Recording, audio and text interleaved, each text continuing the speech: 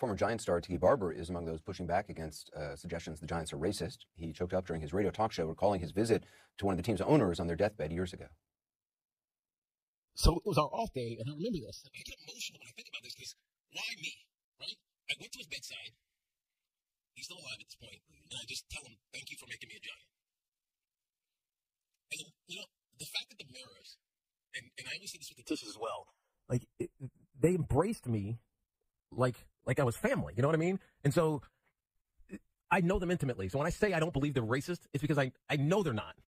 And Tiki Barber's co-host, the Tiki and Tierney on WFAN radio. He joins me now. Thanks so much for being with us. How do you think the Giants have gotten themselves or found themselves in the middle of this lawsuit? Obviously, a very different experience than you had. Yeah, well, I think it's really hard to understand the emotions of Brian Flores until you see this emotion. Like, I can't tell him that his truth is not real. He felt like he was going into an interview where he actually didn't have a chance. But Bill Belichick is not a member of the New York Giants staff. He has no intimate knowledge, and he was making an assumption based on something he heard from somewhere else, I'm assuming. But I do know that the New York Giants went through the process correctly.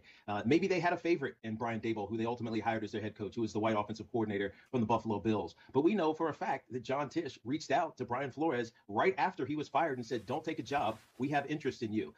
Is the Rooney Rule somewhat broken?